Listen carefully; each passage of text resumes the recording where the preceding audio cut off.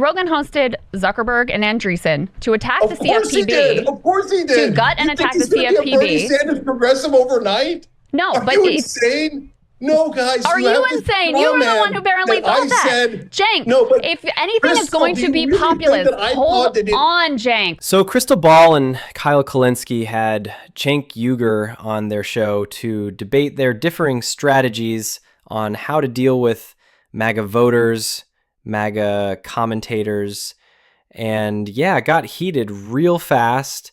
We're going to take a look at some clips from that interview, and I'll jump in with my thoughts along the way. Let's get into it. Let me finish a thought.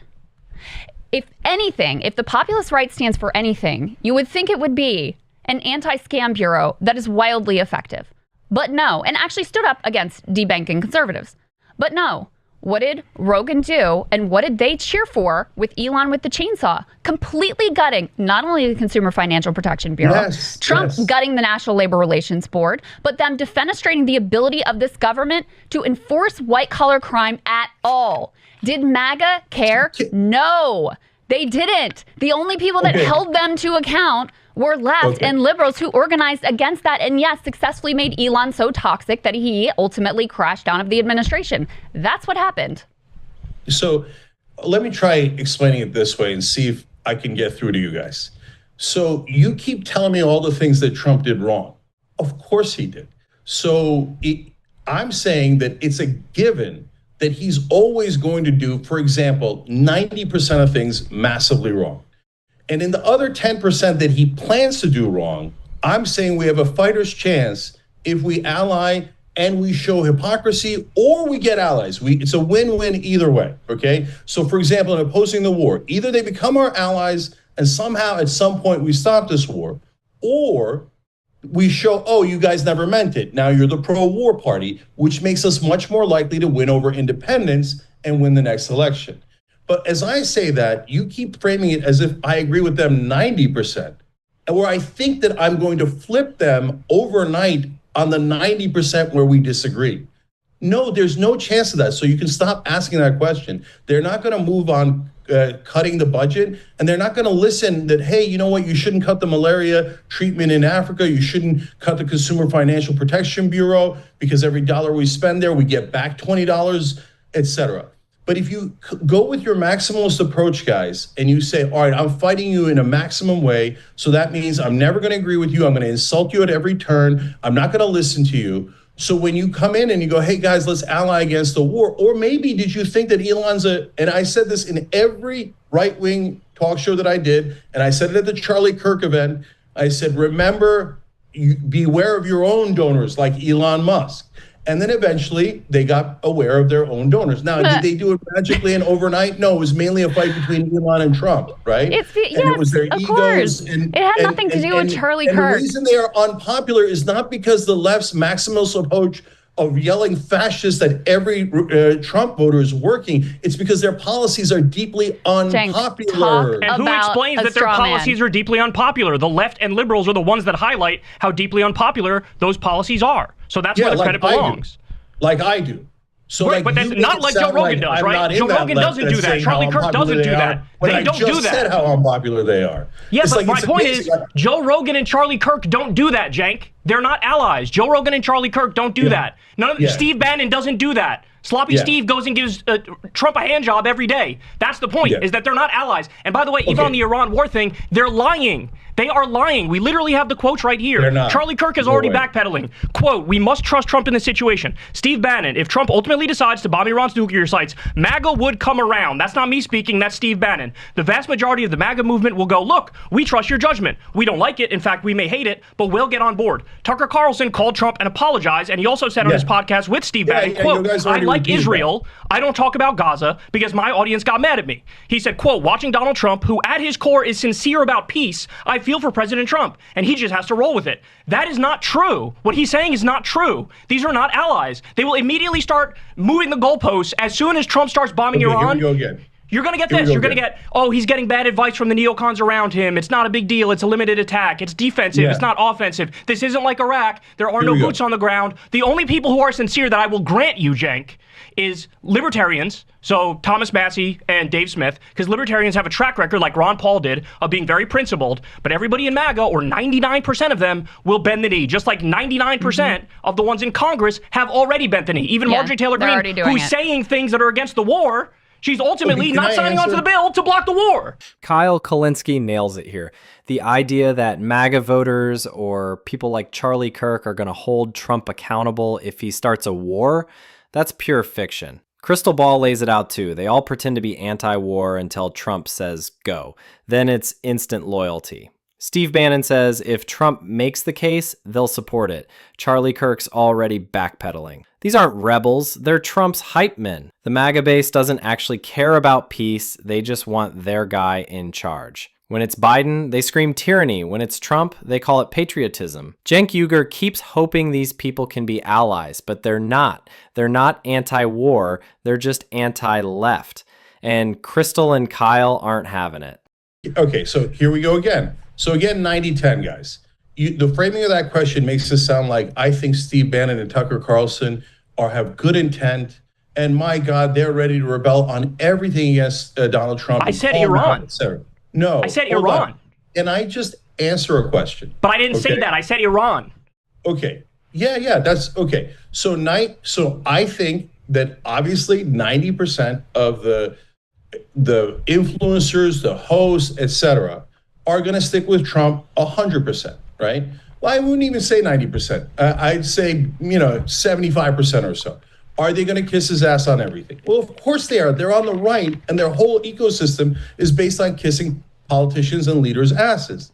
Now, let's be honest, not us and not you guys, but MSNBC and now a lot of online hosts on the left, their job is to kiss the Democratic ass, and they say, oh, yeah, Joe Biden was young and dynamic, etc. So, yes, we have the partisans, and they are, by definition, always going to stick with one side is great, the other side is the devil, okay? So now when you get to the 25% of hosts, because now the reason I moved it from 10 to 25, because you're including Rogan, et cetera. So is Rogan the same as Steve Bannon? If you think he is, that's just totally wrong. Now, do they agree on a lot of things? Yes.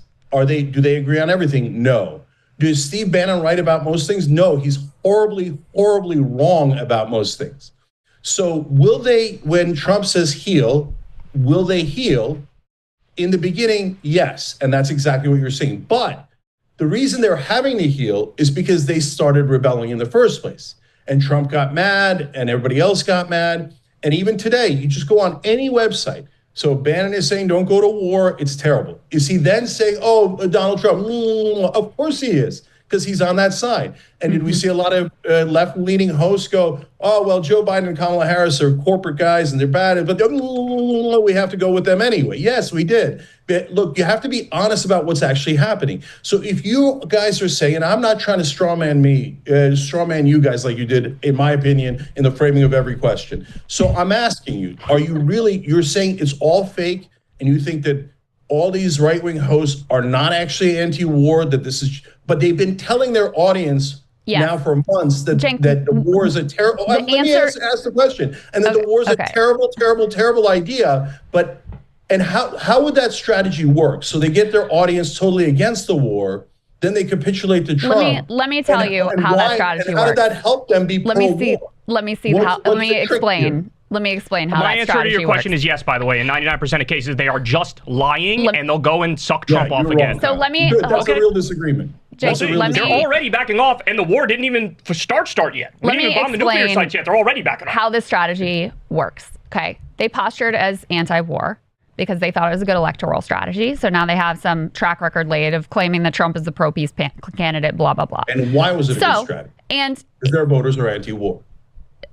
Okay, we'll come back to that. Okay, the polling is wildly at odds with you, Cenk, on that. We can come back to that in a second. But okay, so they this is the pro-peace ticket, whatever. And I think there were a lot of independents actually who were swayed by that anti-war message, which was completely at odds with reality and with Trump's first term. I think we all agree with that. Okay, so I think there were independent voters who were swayed by that.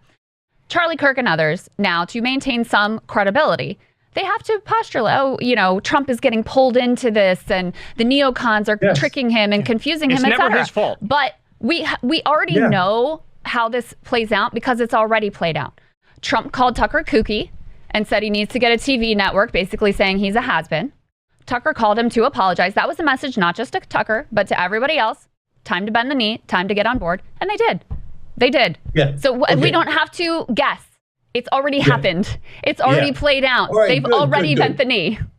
Okay, so we're now actually approaching an actual disagreement rather than the one that was foisted upon me that I don't like. So, all right. So, guys, you think that all these guys and their voters are all liars and that they're not actually. I don't know why you lump in the voters because I'm talking about the voters. Okay, well, let's talk about the voters. Talk about the voters then. Let me ask you a really simple question. Let me ask you a really simple question about the voters. Yeah, well, you of course you like the Trump and the Republicans. Which parts? That's not what I said. Stop saying it. Cenk, you said let me ask a really basic question. 37 to 1 vote. You said how many Republicans voted for war powers? I said 1, Tom Massey, and you kept going like, oh, did you know that they didn't? I said I answered because they're fake. So but yes, they're voters. Let me ask you this question. That their voters are not anti-war at all. So be clear. So let me ask you this question. Let me ask you this question. Let me ask you this question. Are you saying they're actually liars? Let me ask you this question. Which base, the Democratic Party base or the Republican Party base, which one do you think is more opposed right now to war with Iran? Which one? The left. It's not even close. It's not even close. Exactly. That's the point.